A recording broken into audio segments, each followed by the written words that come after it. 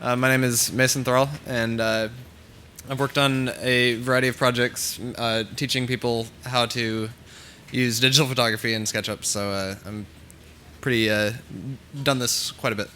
So I'm going to talk about two methods for using digital photography in SketchUp, both for texturing and building models, proportional models based on using the photo match feature in SketchUp. Also, we can cover things like matching photos in SketchUp and then putting other models into a photo so that you can view it in context.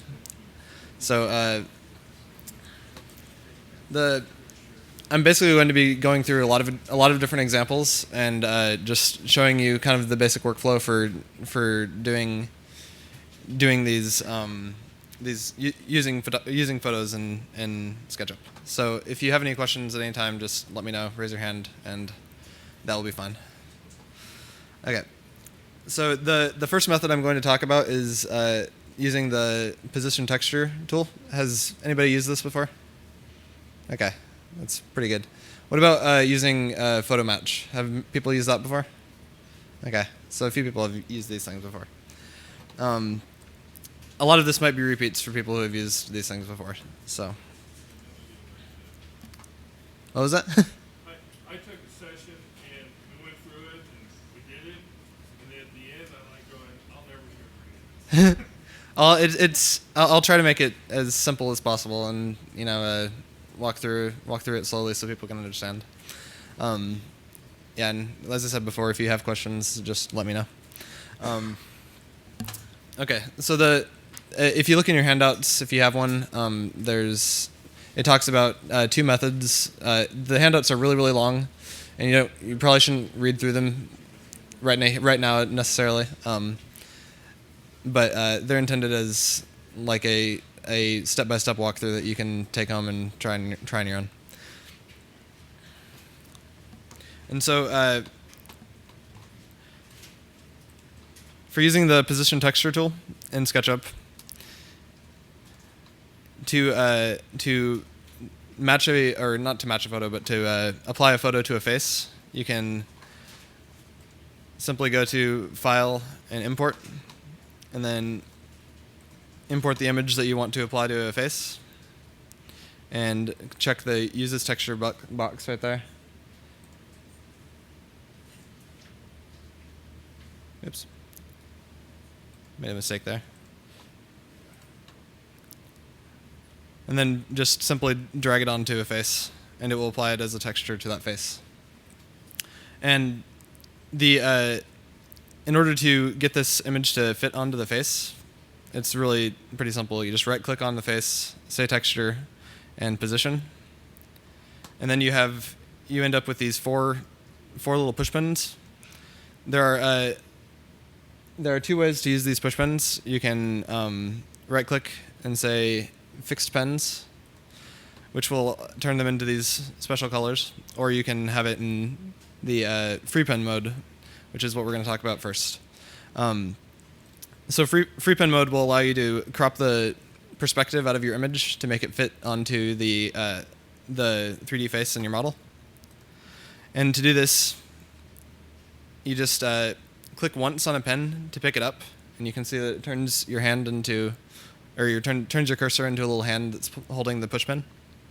And then just place it onto the face to set an anchor point on or place it onto the image to set an anchor point on the image, and then you can use these anchor points to stretch the image out to whatever shape you want. It's always good when placing these anchor points to zoom in as close as you can onto the image. So, for example, what I'd like to do here is to take this wall of this building and apply it to this face on this model, which is not really to scale, but it's good enough for an example. One thing to remember about using this method is that it is dangerous to use just because it does not do anything to keep your images proportional.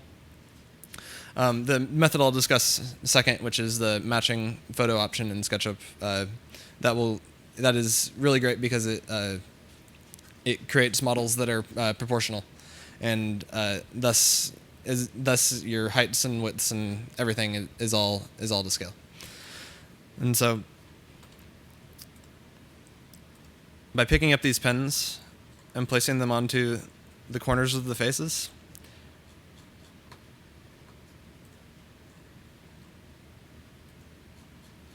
just as such, just clicking once on the pen and then zooming in till you can see the corner on the image and putting it down. During this step, it doesn't really matter which of these modes you're in, if they're colored or not. It doesn't matter. All that matters really is that you get them into the corners of a rectilinear face. You can also use this for non-rectilinear faces. It doesn't matter. It's just a little more complicated to do. And I'm just kind of approximating here, but we'll be able to tell soon if I did a good job or not. And so now I'll go into the free pen mode. And then you just click and drag on these, and you can distort the image. And so I'll just distort this down so that it's fitting on this face.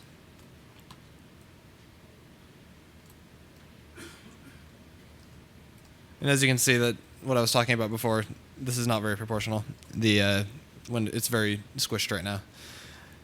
But as it is applied as a texture onto your model, we can scale this, and it will scale with the model.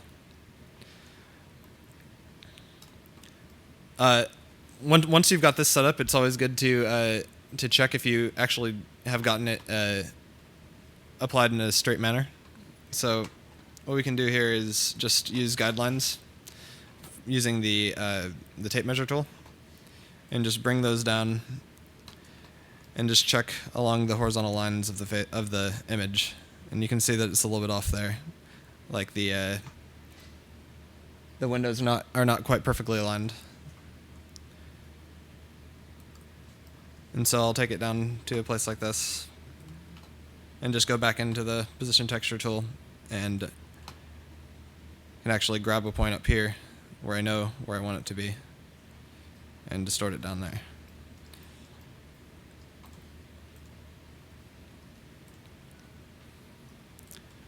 Are there any questions so far?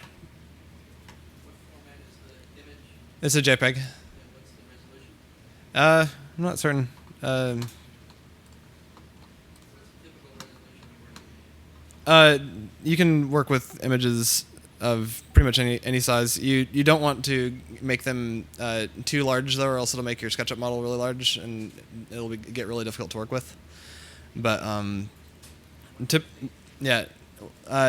typically like probably something around like between 512 by 512 to like 1024 by 1024. Yeah, you can even go higher than that. But SketchUp will not display anything higher than 1024 by 1024, so it's not really worthwhile to go higher than that. But you can. No, it doesn't. Yeah, it doesn't do any automatic optimization. So you need, before you start putting images into your file, you should optimize them a bit. Sorry, I missed how what command you used to get the photo onto the side. Oh, okay. Yeah, I'll do that again. So she's just asking what command to get the photo onto the side of the image, and so, or onto the side of the model. So I'll just do that again. It's just in the file menu and import, and you can import images. And so I'll just select an image, and then there's three options over here: use as image, use as texture, and use as new matched photo. We're going to talk about use as new matched photo later. Use as texture is the one that we're doing right now, and use as image is not something that you really want to do that much. So we're not going to worry about that one. I can show you it though, but it's not very useful. So use as texture, and then it brings it in, and you'll see that it snaps to any face that you hover over. And you have to click twice to get it to apply to a face. It's always good to click in a corner. You can click anywhere, but it's a little bit easier if you click in a corner. And you click and drag, and then just click again, and it'll apply it as a texture. You can also, when you're applying it,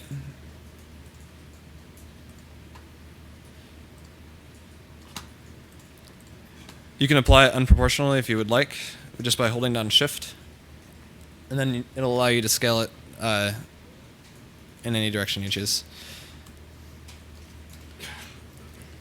Okay, and now that I've got the perspective distorted out of this image, I'm going to show you really briefly the other mode for using the position texture tool, which is the fixed pens mode.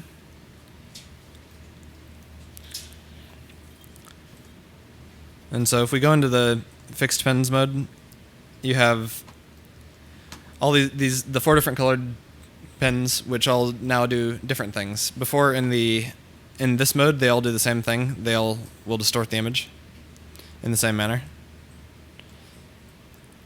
Whereas in this mode, each one does something different. The red one, if you click and drag on it, it will just move the image around. The green one, if you click and drag on it, it will rotate or scale your image. The blue one will skew or scale your image unproportionally. And the yellow one will distort your image. So typically when you're trying to get an image to fit onto a face of a model, you're going to be using mostly just the free pen mode, but you can go back and forth between the different modes to get your desired result. Okay, so any other questions so far? Okay. Okay, so now I'm going to go to the much more interesting part of this presentation, which is the photo match discussion, which it's looked like a few of you had used before, but hopefully I can give you some tips for making even more complicated things using that. And yeah, because using oh sorry yeah. Oh yeah. Yep. Okay. So if you when you have a texture applied like this, there's a couple options that you have. If you want to apply it onto a parallel face, you can do something called setting a texture as projected. So you do that by right-clicking on the face with the texture on it, going to texture, and going to projected. And what that does is it treats your texture as if it was a like a slide projector or a overhead projector or something, and it just shoots the pixels off in every direction. It will allow it to be plastered on to any sort of curved surface or parallel surface or anything. So let me demonstrate what that means. And so let me go to the paint bucket tool, which I don't have open right here. Oh, I do. Never mind. Okay. I usually use a lot of shortcuts, so sometimes I don't remember where the actual buttons are. Okay, so once you've set your texture to a projected texture, you go to the paint bucket tool, and by holding down Alt, you'll see it turns the cursor into an eyedropper, which means that you are it's like a sampling thing. You can sample the texture, and then that becomes your new paint bucket. And so sampling that texture and then going over here and applying it, you'll see that it applies it in the exact same manner, but it's reversed. So if you look at this lamp right here, it's pointing that direction. We go over here, it's pointing that direction. So it's like a mirror image. Also, if we wanted to take this and we had a circle right here and wanted to sample that image and paint it onto here, it will project the pixels directly onto the model. And so you can see there it's wrapping around this curve. Not exactly what this building is actually doing in real life, but you understand the concept, I think, hopefully. Also, if we wanted to, let me see what this image is actually doing.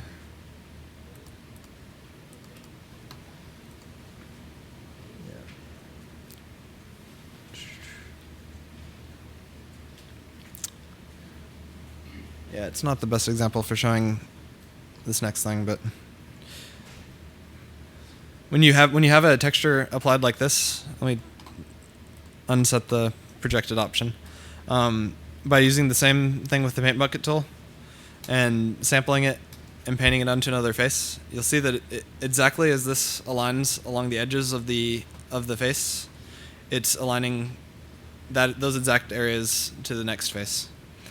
And so if you go into this side and use the same texture positioning tool, you can go in and just place these push pins onto the sides of this face, which is really skinny.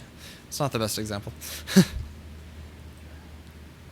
And then distort that out as well. But you'd probably want a better photo than that.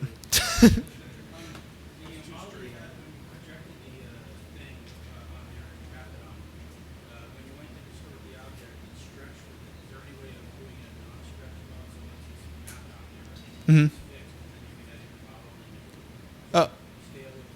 Yeah, yeah. So like, are you talking about when I was like scaling the image like this?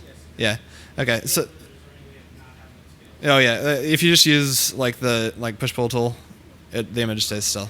So yeah, the only reason why it was moving was because I was actually scaling the model, and that's the only reason. Okay. So first for the photo match discussion, I'm going to. Oh, actually, one more thing before I stop talking about this. The one really important thing to remember when you're using the position texture tool is, let me go into one. Okay, so with these, oops. Okay, so with these pins, I'll zoom in on one. You can see that they look like basically like a push pin going at a slight angle, and you'll notice that there's kind of a point part of the pen, and then there's like kind of a the push part of the pen.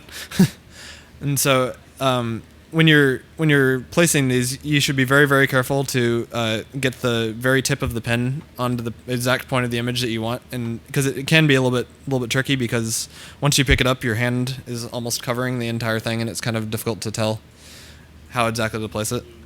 But once you place it, you can kind of see where the actual push part of the pen is, or the pointy part of the pen is, and you want to get that as precise as possible.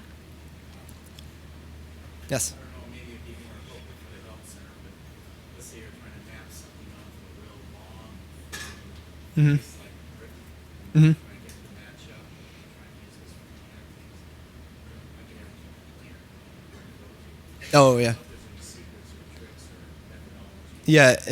Okay. So, like, are you just saying that the courses of bricks are not staying? Yeah, you want to match, of course, the bricks, but obviously you have to get them to zoom in real close. Mhm. And then it becomes more Yeah, for like a really, really long face. around, so I didn't know if there's any tricks or do's, don'ts, or maybe some other approaches that might. Yeah, I would like for things like that, it can sometimes help to divide your face up into smaller, more manageable chunks, and try to get it aligned really well in a small area, and then helping to get it, and then like try to get it more well aligned, or doing that will make it more well aligned along a longer face.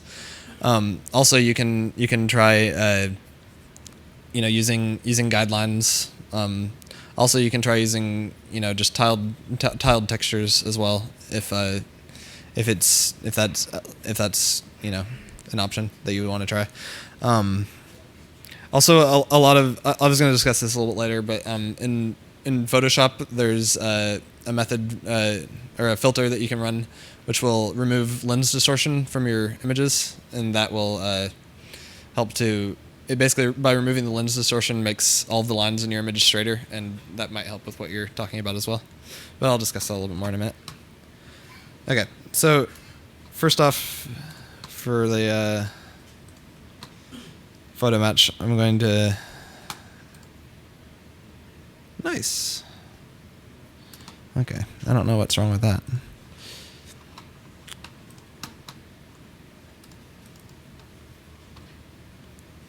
Okay, it's not corrupted anymore. Okay, so this is an example of using photo match on an interior of a model. So for people who have never, how many people have never seen photo match or matching photos before at all? I have no idea what I'm talking about. Okay, so basically matching a photo is the act of calibrating the camera in SketchUp, your eye of where you're looking in SketchUp, to the exact point of where you were standing when you actually took the photograph. And it's a pretty pretty easy thing to set up. However, it has a few caveats. You must have right angles in your photograph, and you must have a view where you can see like two sides of a right angle going off towards their vanishing points.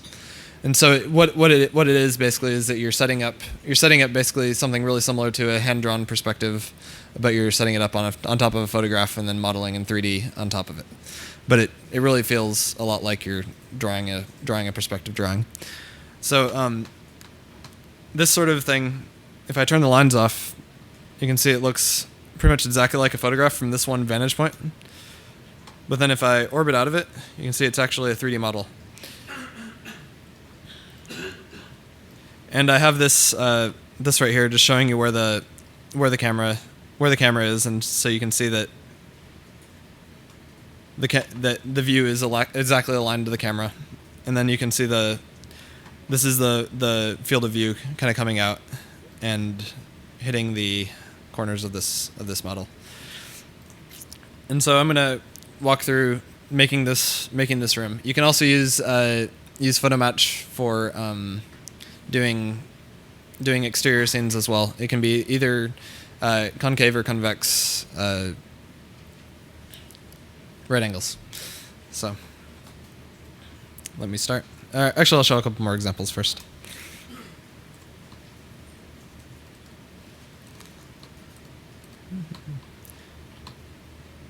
Also, you can use this with multiple images. This is a pretty tricky thing, and I'll walk through that a little bit as well. But you can match multiple photos onto a model.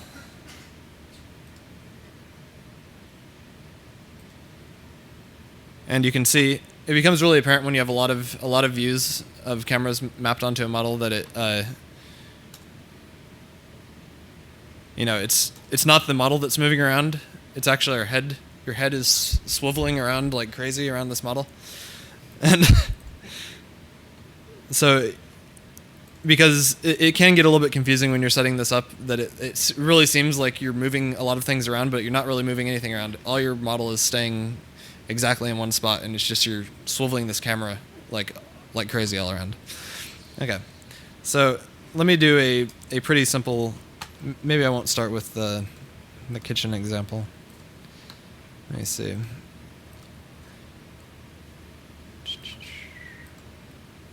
I can start with this. Okay. So to start matching a photo, it's there's a couple ways you can do it, but the easiest way is just to do the import from the import menu. You go to File, Import, and then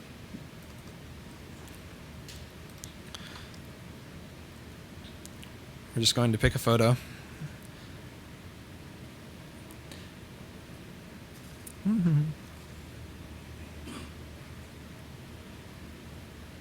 think it's like the last one. Yeah. Okay.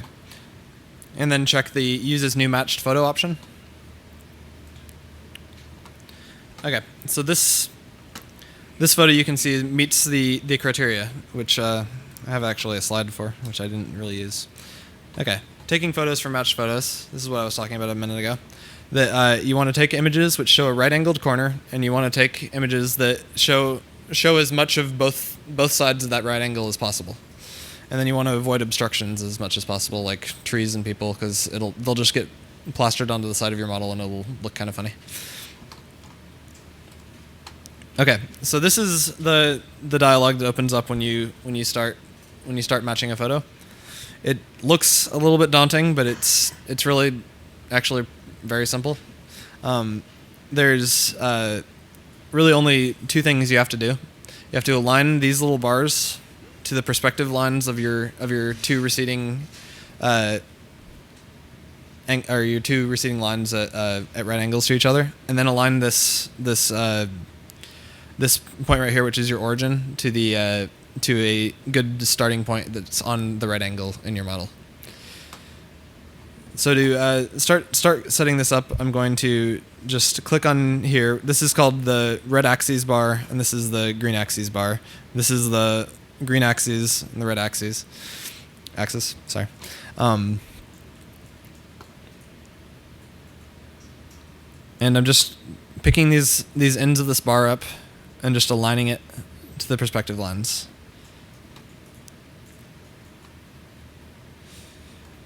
One pitfall to avoid is you don't want to you want to make sure that the lines that you're aligning these to are for sure parallel, because there's a lot of people that will try to align one of these bars onto the bottom of a building, but like probably 99.9% of the buildings in the world are on some sort of a hill, so that's not going to work because it's not actually parallel to the roof. So you want to do it on something that you are for certain is parallel for the most part.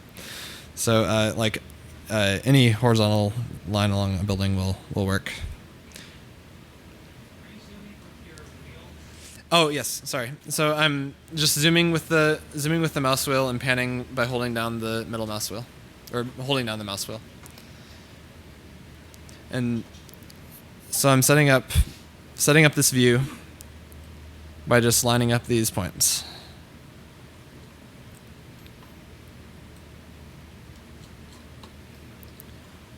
And then I'll do it along the green axes as well.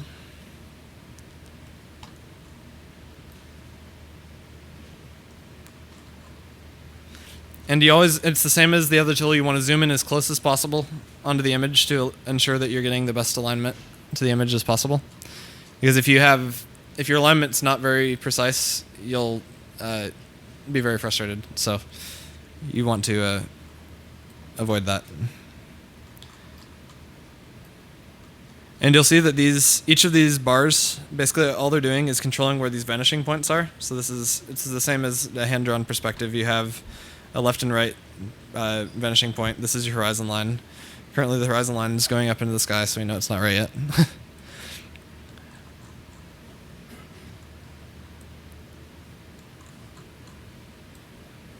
And now I've got it pretty well aligned.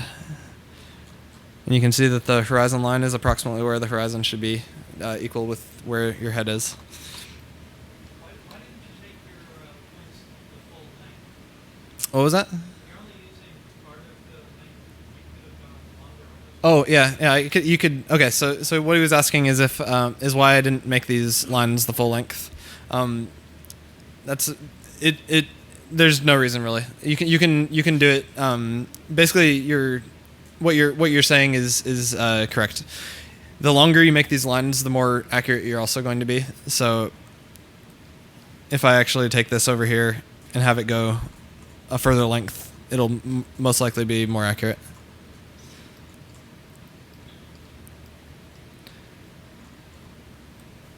Okay. And now that I've got all those bars lined up along the right angles, all I have to do is take this, which is our origin point, and just put it into a part of the model that is where the two sides meet. So right there. And I'll say done.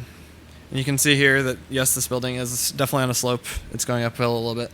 So it's good that we didn't align to that.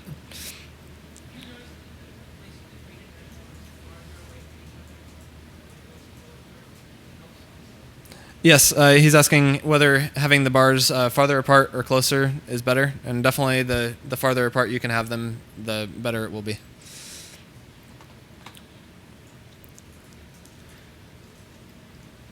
Okay, so now you can get out of your matched view really easily by just after you've finished the match. Sorry, I didn't really show that. So while you're in this mode where you're setting up the match, you just right click and say done, and you'll exit out of that view with the bars. And now you just have you're basically just in the special camera view in normal SketchUp right now. And you can see that if I right click and orbit, I'll go out of that view, and you can see that these lines are just indeed the same lines aligned just to the photograph now. At this point, like, this happens to me a lot. When I do this, the axis line, Mhm. when I'm done, sort of like here, the blue line Blue's off a little bit. is slightly off. Does it make more sense to try to adjust your axis at this point to get the blue line straight, or let your blue No, actually, this is because of the lens distortion. Because because in this image,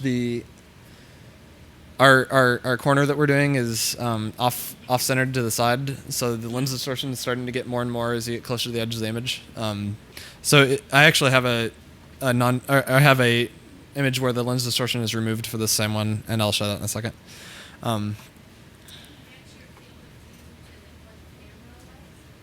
What was that?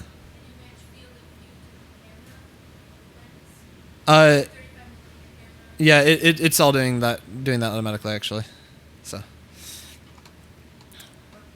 might want to warn against crop images. Oh yeah, definitely. Cropped images will not work with this at current time. So then, yes.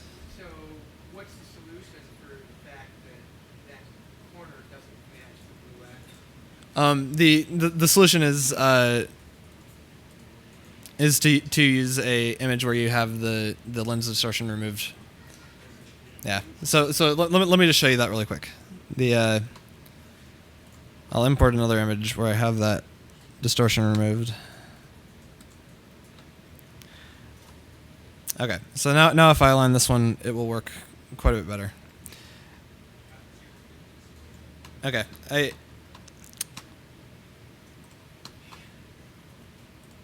Okay, so to remove the distortion, I used Photoshop. I can show that really quickly.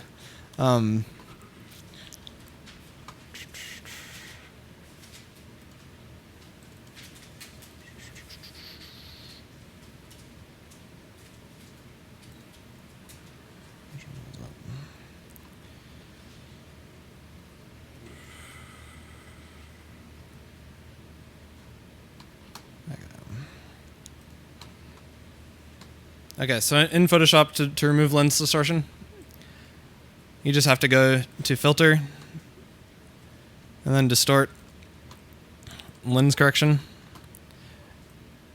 And then for this, for most like point-and-shoot digital cameras, it will be like a value of about 4 will fix it. You'll have to do some experimenting and research for the exact values to use for your camera.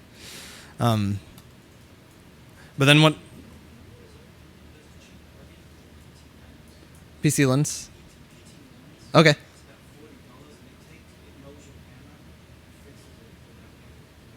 Okay, that's a great thing to know about.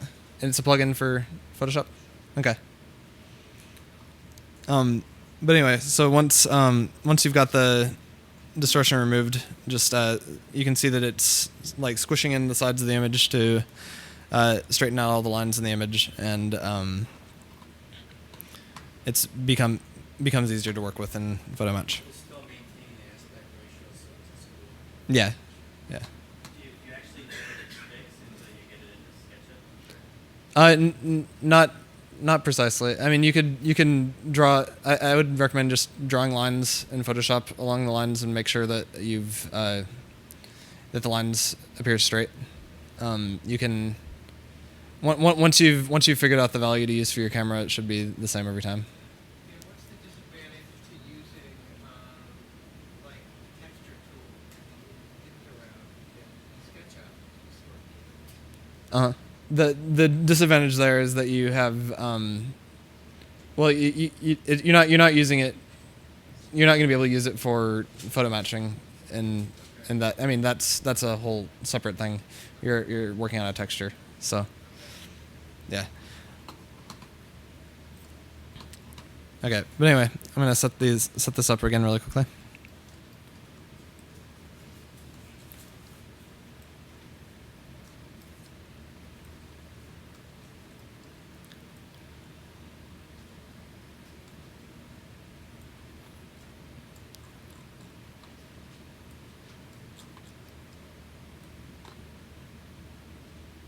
Okay, and now that the distortion is removed, you can see that this is aligning much better to this vertical line. Okay, now I'll just click and say done, and once you're in this view, every single one of your SketchUp tools works exactly the same as it normally does, except for one thing. You cannot orbit your view, which is really weird because SketchUp's entirely built around orbiting your view. So, it's something that you just have to get used to.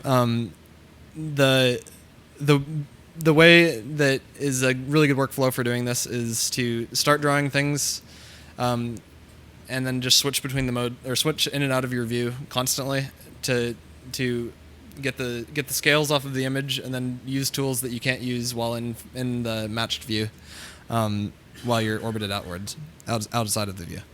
So first, I'm going to just start drawing this building.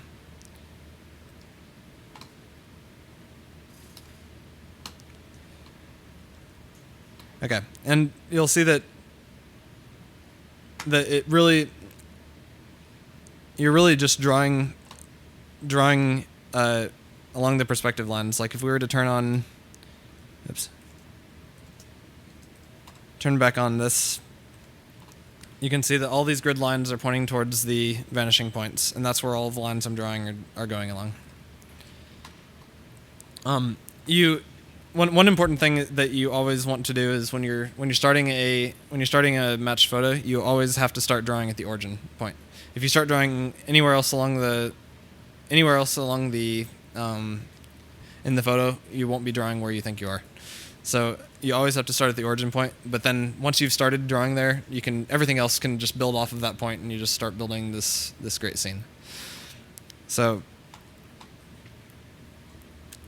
let me just get a simple model going here.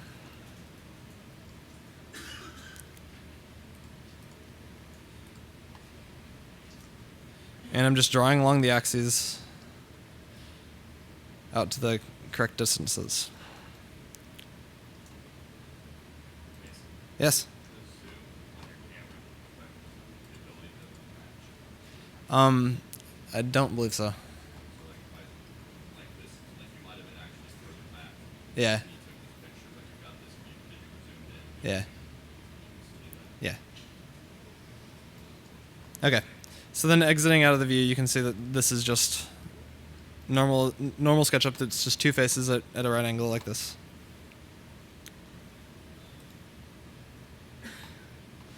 And it's a really good idea to go into wireframe mode once you're in the matched view, because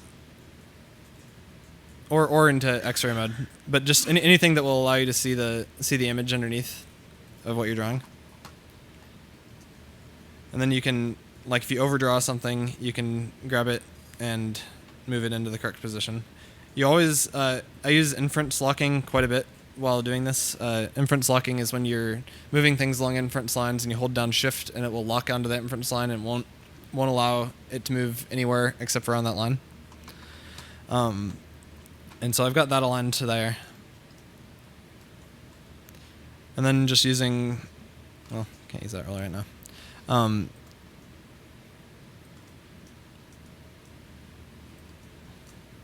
The great thing about this is it really makes a good use for the pen tool, or the pencil tool in SketchUp, because they're tracing over the image. And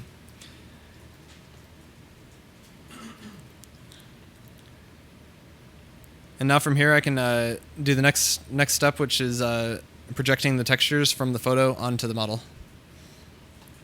You would always draw the bottom of the building square even if it's sat ahead. Yeah, you can always draw it square. Let me see if I can tell what's going on here.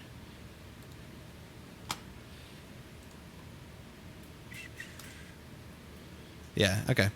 So, for example here, this is not the most dramatic example, but this is going slightly uphill right here. And so if we wanted to make that do that in the model, it's pretty easy. You just draw on the face going up along that angle. And we can approximate that hill. But generally you want to usually add the ground contours last, because it just complicates things, because a lot of the tools won't work along the bottom then. Okay, so now that we have our model, just gonna reverse these faces. we can just project this image onto the model, which can be done in a few different ways. You can either right-click on the image and say Project Photo, or you can go to your Matched Photo dialog window and hit Project Textures. Or if you want to just project onto a certain face, you can select the face, right-click, and say Project Photo, and it'll only project onto that face. One thing that I should show is what this is actually doing. So this, what it's doing now, is it's projected that onto the actual model in 3D space.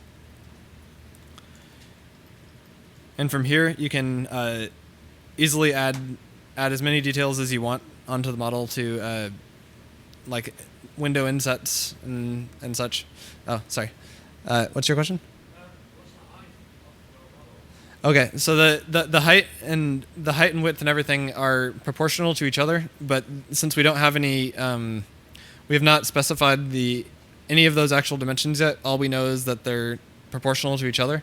So basically, you have to be able to give SketchUp one of your dimensions, and then you can scale everything else to that. And so right now, if I were to measure this, it's probably some arbitrary height that's 35 feet. That might actually be kind of correct, but for this building.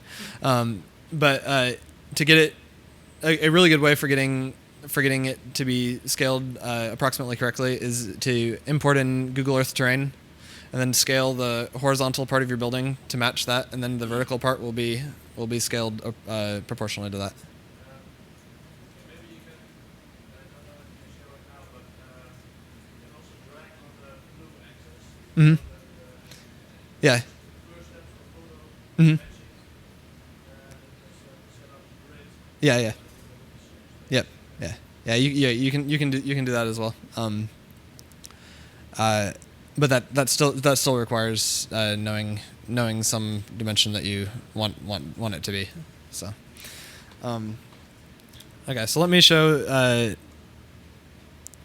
some good methods for putting these details onto here, because there's a couple things that can get confusing.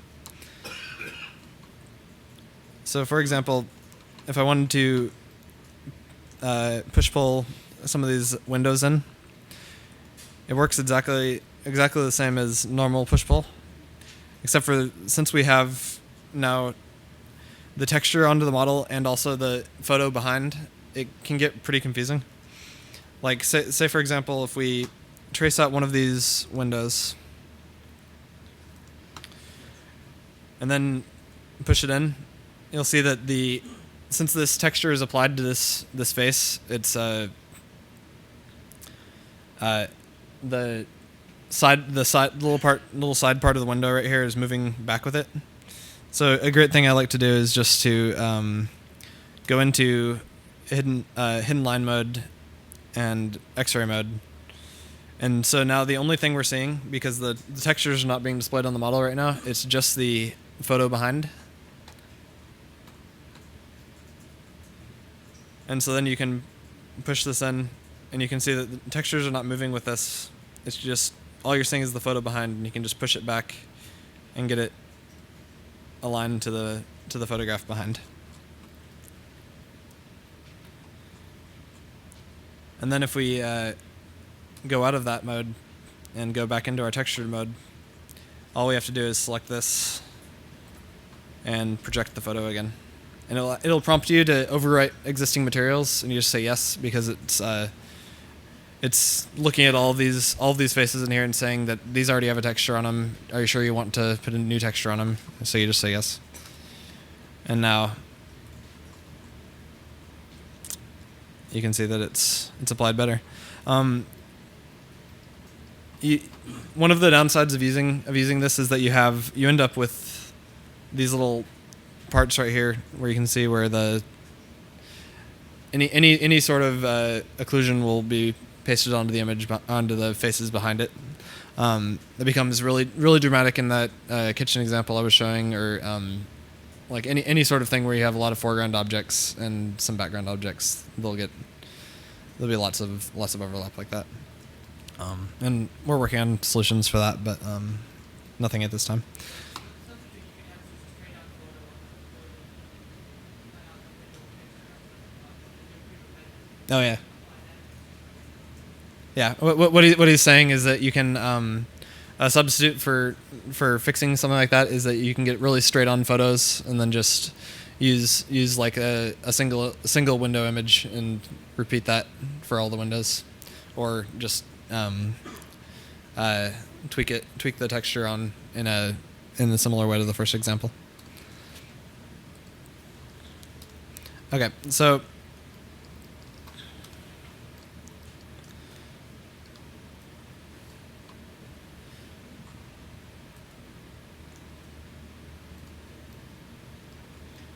now you can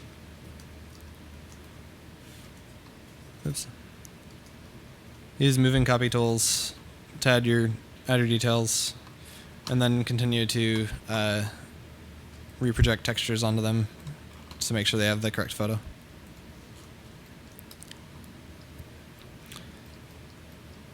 And it's always pretty cool to go and turn off your edges, because then it just looks pretty sharp.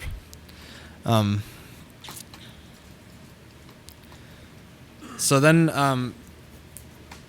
for this model, for starting to add more photographs to this model, there's one main thing to remember, that every time you start matching a new photo, you have to move the axes to a new point in the image, or to a new point that is the right angle in the new image that you want to match.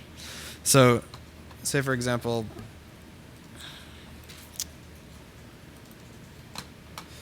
I want to use this photo right here. This photo is on this side of the building right here.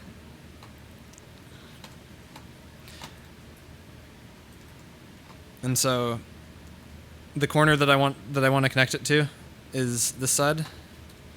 And the best one that I can see is the top corner of this.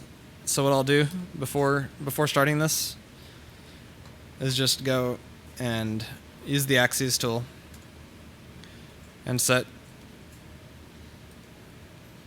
the axes to that corner. And now import, and we'll start matching this second photo.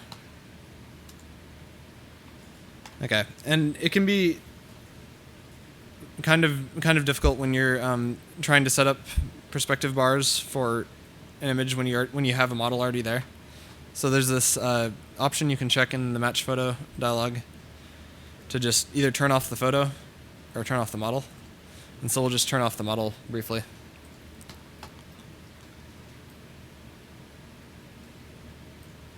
So it doesn't get confusing. And then just start setting up these axes bars as normal.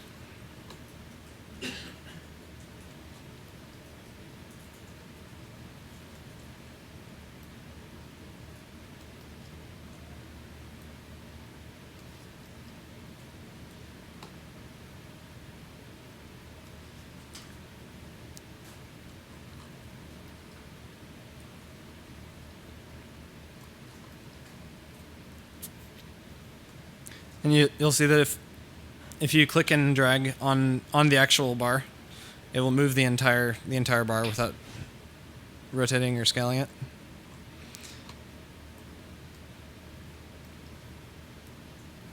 And we'll just get these aligned.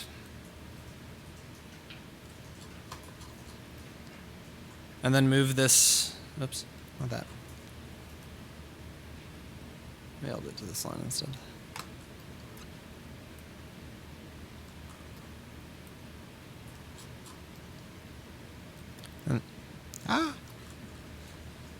I apologize. I don't know how to use my presentation. Okay.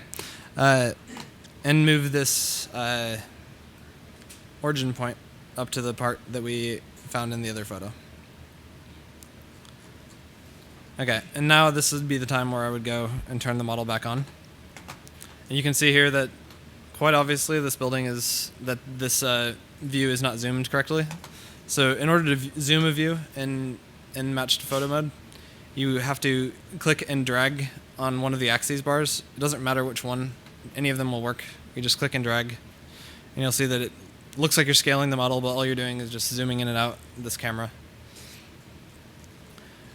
And this can be another good time to go into X-ray mode, because then you can see the overlay of your textures on your model and your underlying photograph.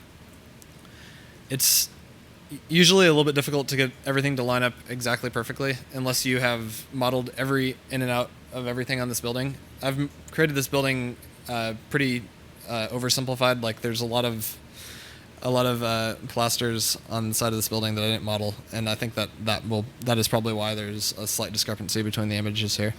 Like you can see that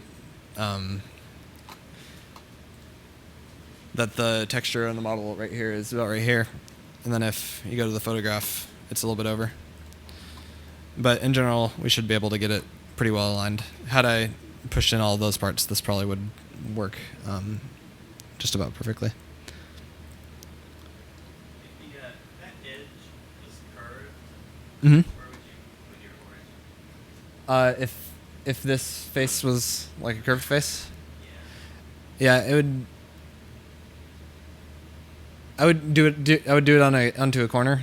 You're gonna have to have some part of your image somewhere at least is going to have to be have a right angle in it though. So like a lot of times that can be done pretty well with paving patterns, but again that's going to be subject to hilly terrain, which might make it a little bit off as well.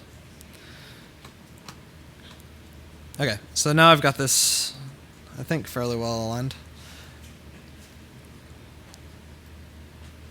Yeah, it seems to be.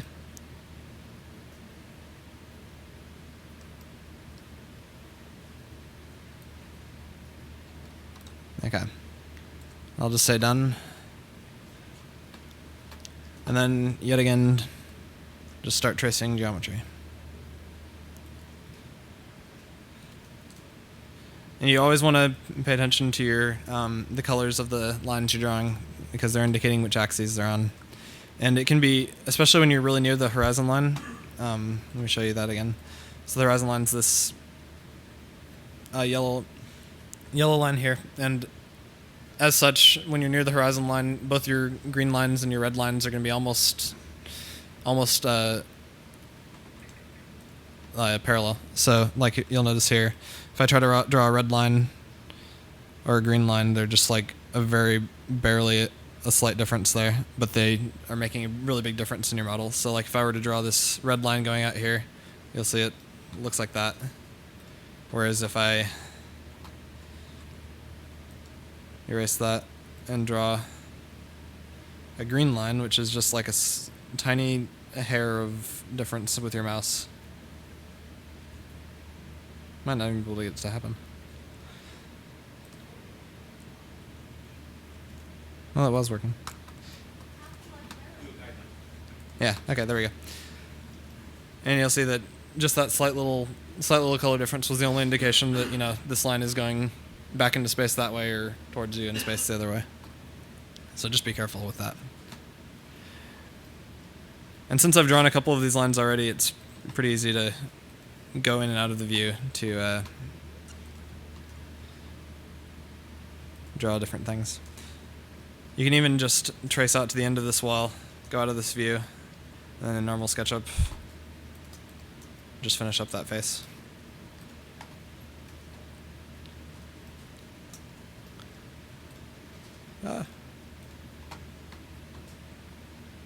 Okay.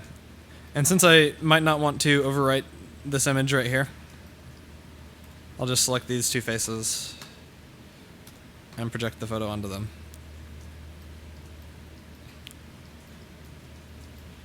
And now we can get a pretty good approximation, or we pretty much know now where the edge of this building is. Before it was kind of guessed at. I just drew this really far over because didn't really know from the photograph how big this building was.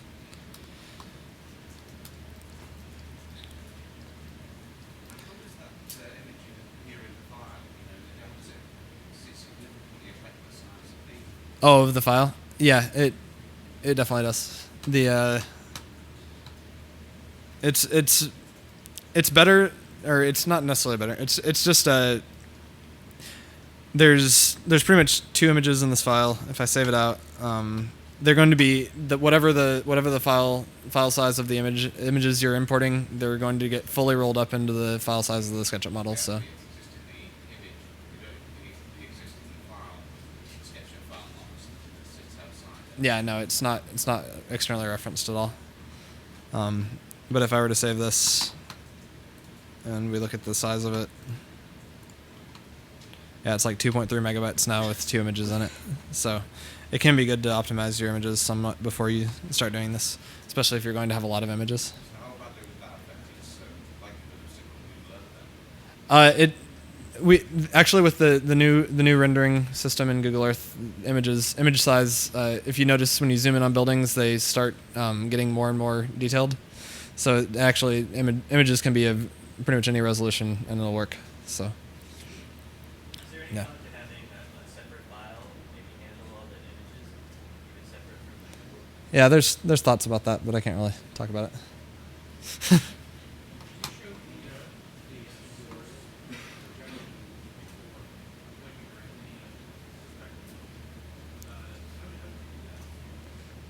Sorry, what was that? Earlier, you showed like the source showed like when you're in the perspective of the matching Mm-hmm. showed you were able to rotate out and still see where the source. Oh, where the camera was?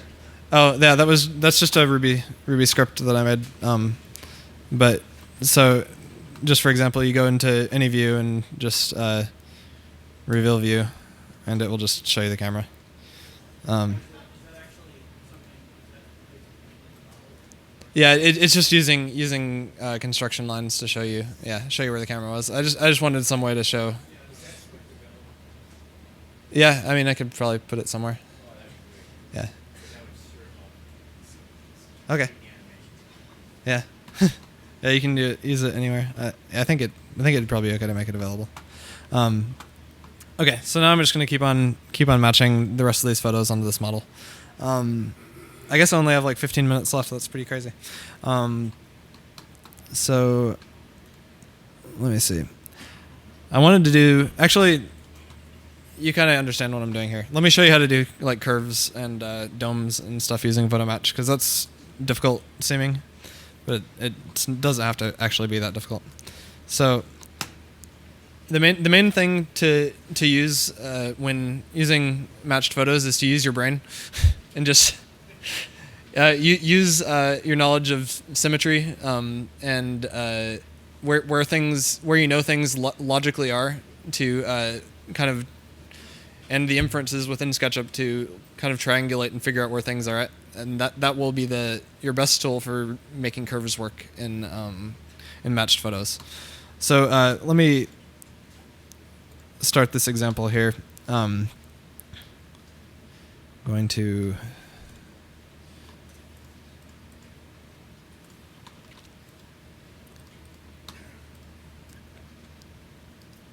So this is the old State House in Springfield, Illinois. Probably should have taken all the images I'm not using out of here. Okay, there we go. Okay, and as before, I'm just going to get these aligned really quickly.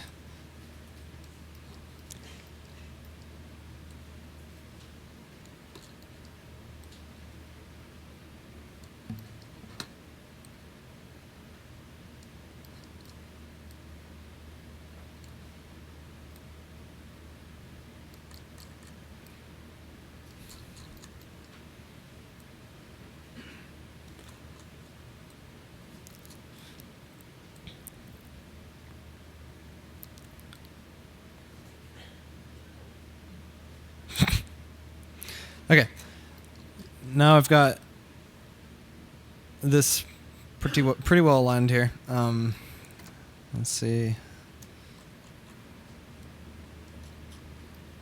Yeah. All right, done. We can see that we have the camera aligned. going to use some SketchUp tools to get this drawn pretty quickly.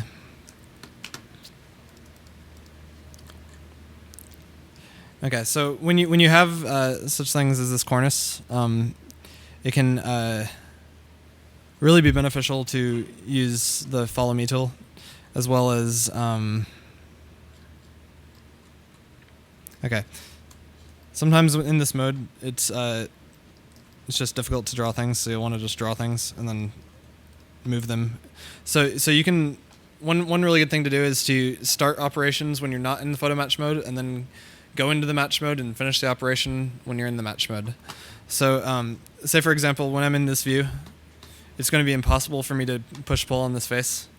But if I go out of the view and then start my push pull operation and then go into the view, you'll notice it's still working. And so then I can just get that aligned there. All you have to do is just orbit. So you're just like clicking down in the middle mouse wheel, and then it goes out of the view. And then to get back into the view, every time you make a matched photo, it creates a page or a scene up at the top of the view, and you just click on it to go back in.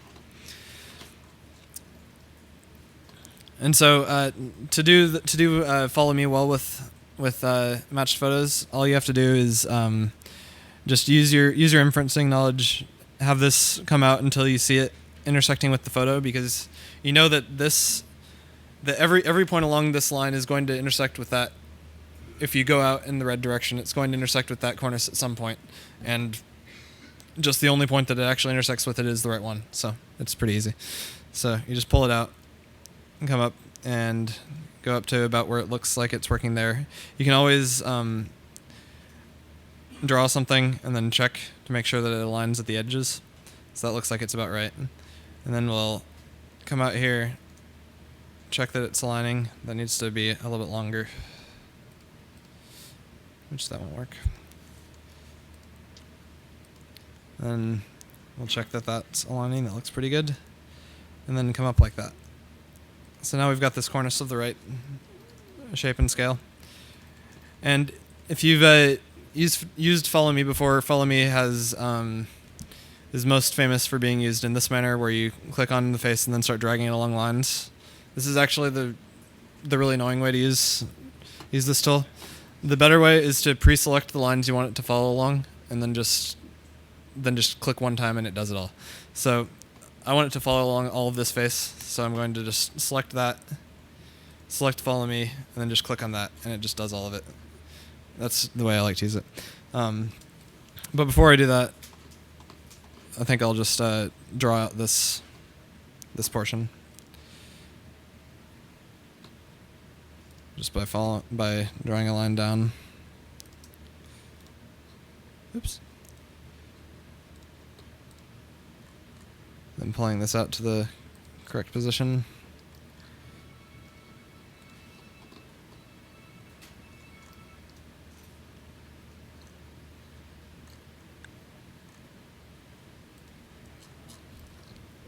Then drawing that line down.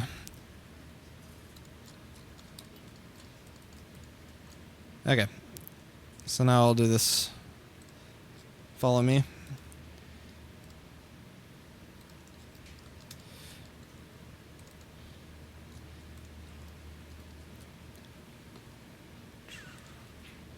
Okay, I'm just going to get this roof drawn really quickly so that I can show you the cooler stuff.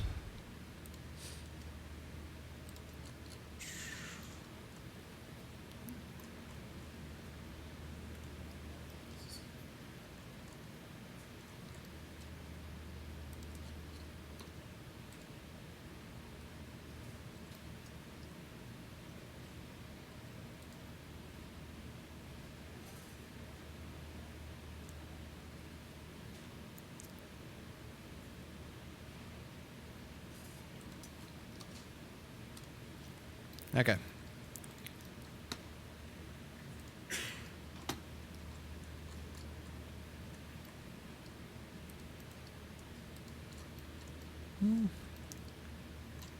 Okay, so something must not be quite correct along here. Oh.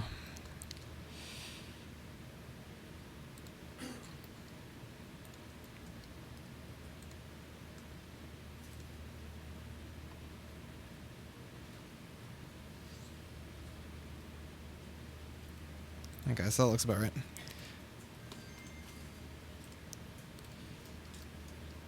And so we've got the textures projected onto that pretty quickly. Okay, so for an example like this where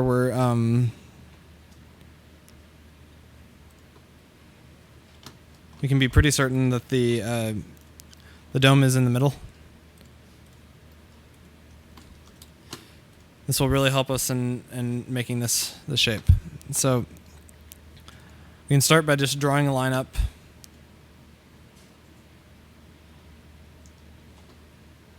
And you can see it's aligning with the center part, so that's really good.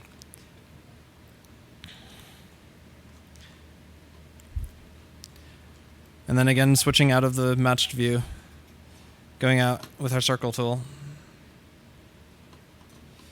And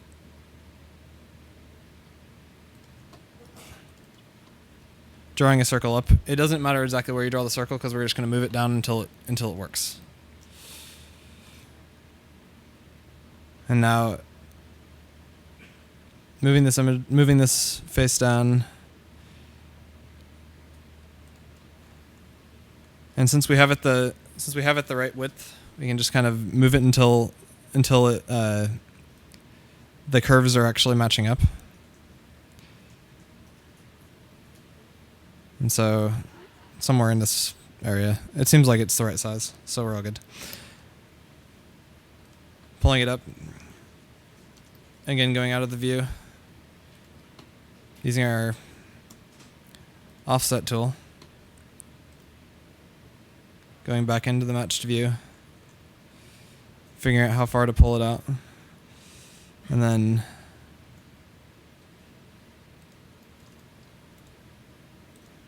continue constructing this. Yeah, I can leave that there. Okay, and then to make this dome, we're going to do the exact same thing.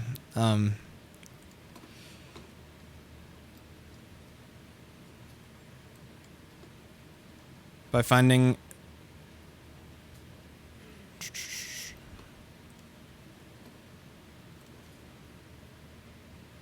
So by going into wireframe mode, can make it a little bit easier to figure out the width of this thing. So that's looking about right.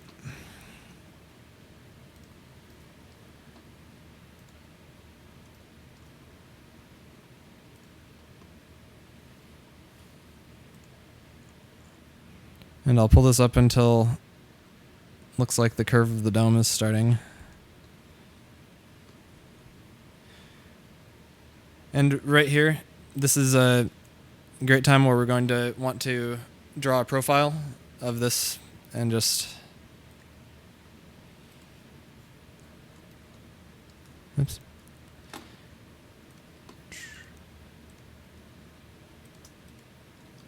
So I'm just making a face here so that we can use that to trace the profile of this dome.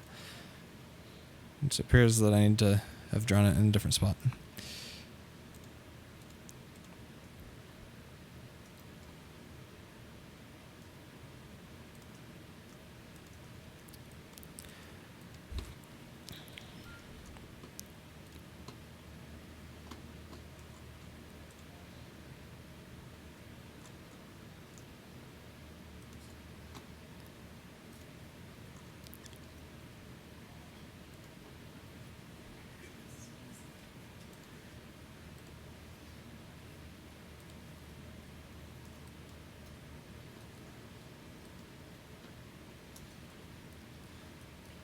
Oops.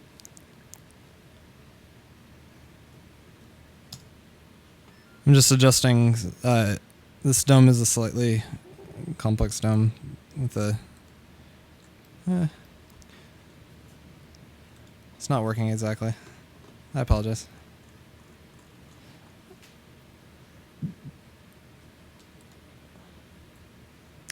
Okay, that worked. Okay, and then once we have the outline traced, we can just simply use follow me to wrap this around the dome. Have people used follow me to make domes or spheres before? It's a pretty nice method. So we can just select, get out of the X-ray mode, and just select this curve, and use follow me, and it'll give us our dome shape.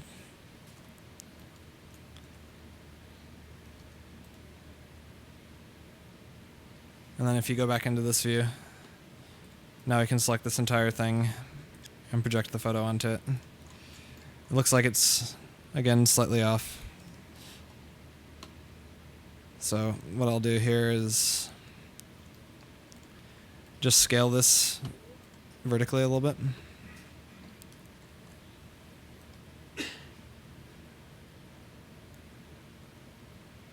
And probably go out of that view so I can actually see the image a little bit better.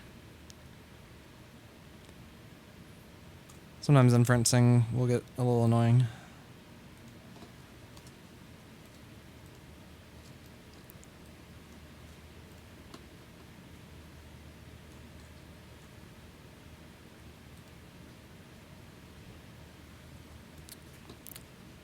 Okay, so this, I probably just want to select this area and scale this. As you can see, it's a lot of, getting this to work is a lot of back and forth between the two, between your matched view and your normal SketchUp view.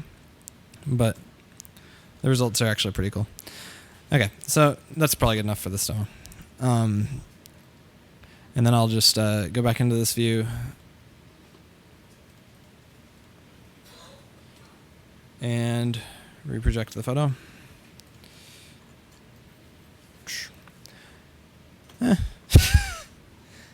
It's not perfect. Okay.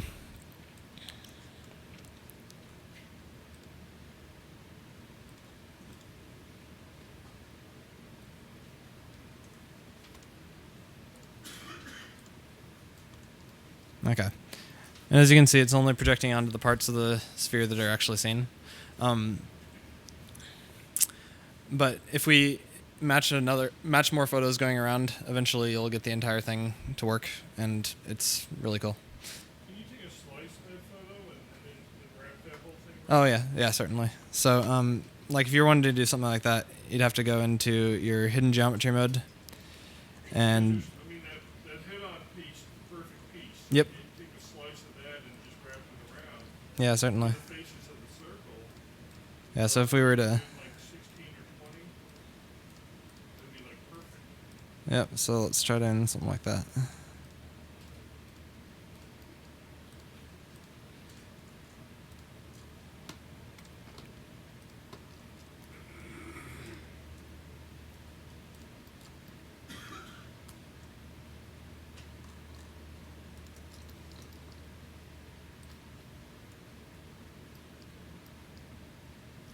Sorry.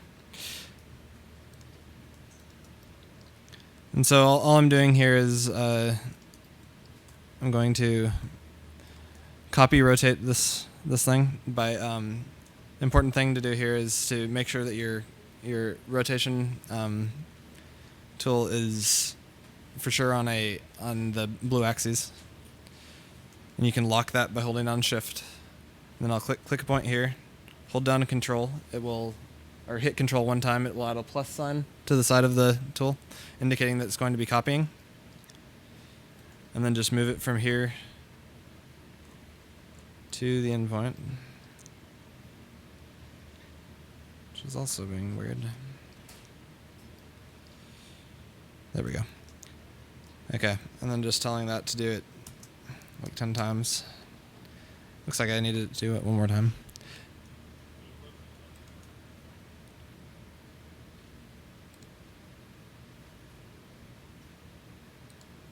Okay. And then once you get this, you can just take this and explode all these groups. And there we have ourselves a pretty good dome. Yeah, good tip.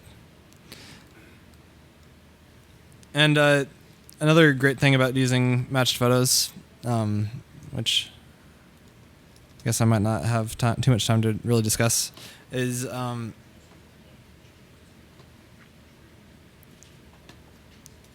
the fact that once you have this view set up, not only do you have the the ability to create models, proportional models of what you can take photos of. You can also add in things to the photos, and they'll be scaled exactly correctly as well. So like if I open up my kitchen example.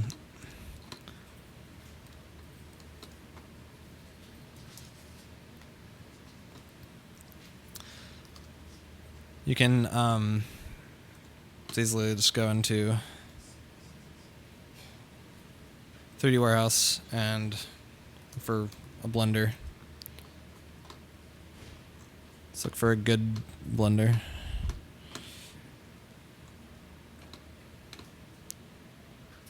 Maybe this is a good blender.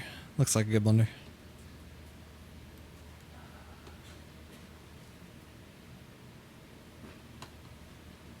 Well, pretty good blender. That's rotated incorrectly. I know where to find a better blender. Just a second.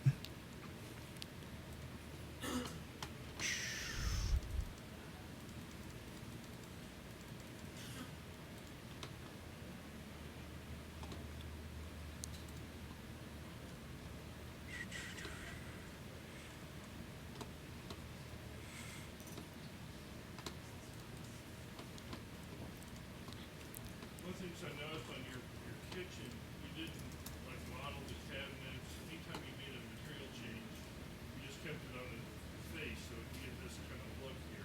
Oh yeah, the If you really went through and you modeled the counters and Mhm. the kicks and everything else, yeah. it would all work. Yeah, definitely. The more detail that you do, the better your photo is going to match onto the image. But anyway, so you can add objects directly into your photo where they.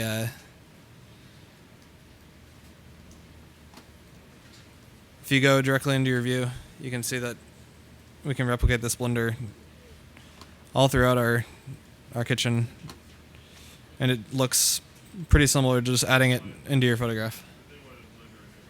Yeah, these people are like smoothie fanatics. Yes. Few words you could say about the context, really a context that people Yeah, definitely. A lot of that is just getting the view set up, and then like in the same manner that I was discussing before, getting the view set up. You don't necessarily have to build all of the buildings. All you'd have to do necessarily is just build the areas that you need to be able to place your model into the scene correctly, and then scaling everything so that your model will fit in correctly. I think I can show that with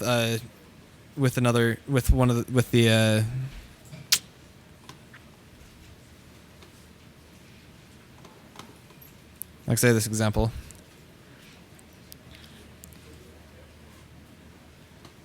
So okay, so this is a building in Kansas somewhere, and say you wanted to build something on this lot right here. I've set up the match for this photo, as you can see in the normal manner as before. Just finding some areas that have perpendicular lines at a right angle, setting that all up, and then what you'd need to do is if you're building on this lot, you need to first locate where this lot is, which means that you're going to have to pull lines off of the area from your origin until you can triangulate kind of with your inference lines exactly where to place the model, and then after that it's just drawing in SketchUp as normal. So I'll use some guidelines to do this. Just pulling some perpendicular guides off of, or parallel guides off of here.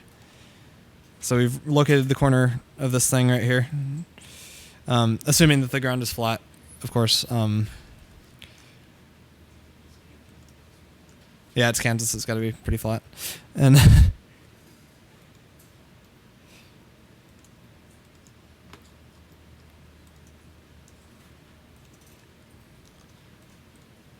and then now you can easily kind of sketch out where this, where this plot is actually at. We could project photos onto it. And so you can see there's the street right there. We've set up this plot, and we could easily insert in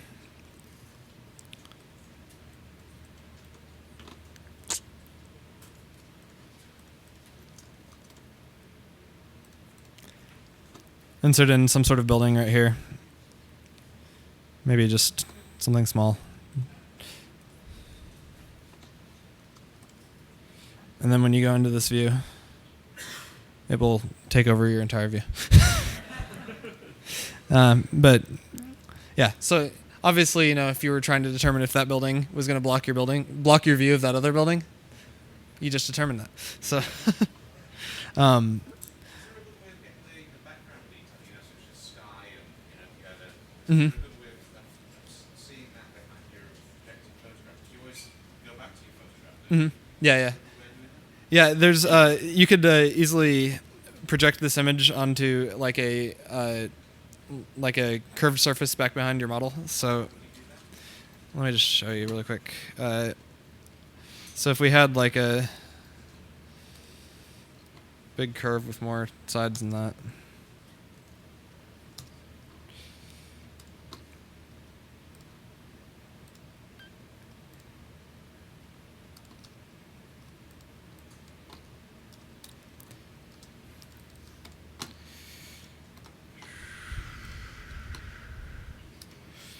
Okay, so just turning shadows off on it so it didn't make this entire thing scary looking. Okay, and then from here we could just go in and project our photo onto that. And so now you've kind of got the sky back there.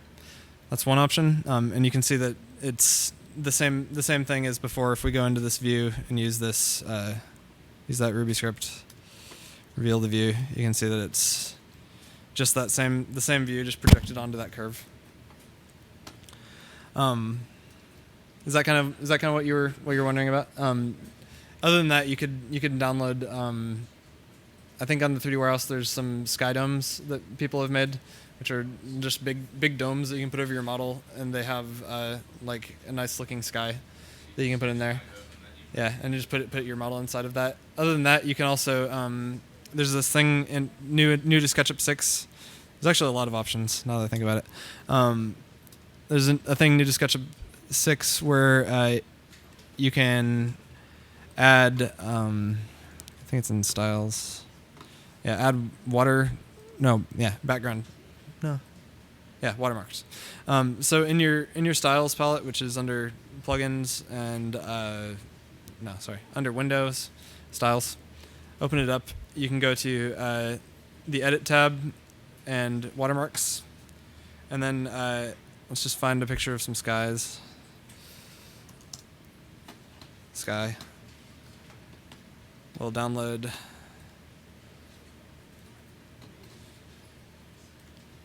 this image.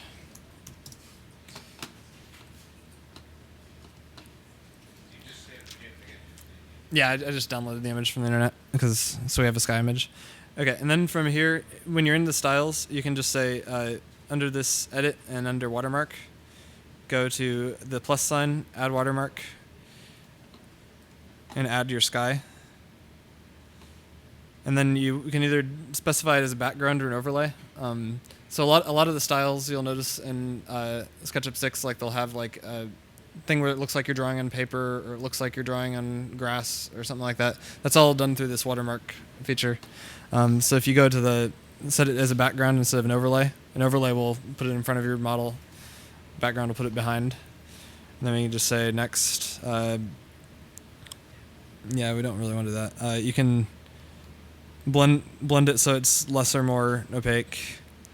And yeah, we want to stretch it to fit the screen. And say finish. And now, for pretty much every view, you have a flying Kansas, which is pretty sweet. Or you could also, I think, If we tell it to have ground, then it looks a little less like flying Kansas. It looks more like actual Kansas. So, is that kind of some good options? Okay. The thing is that's going to be weird with this is that it's a static image in the background. It doesn't rotate or anything, so every one of your views is going to have the same clouds. But you can just have multiple watermarks for different renderings and things. Are there more questions, or are people ready to go eat lunch? Okay, thank you.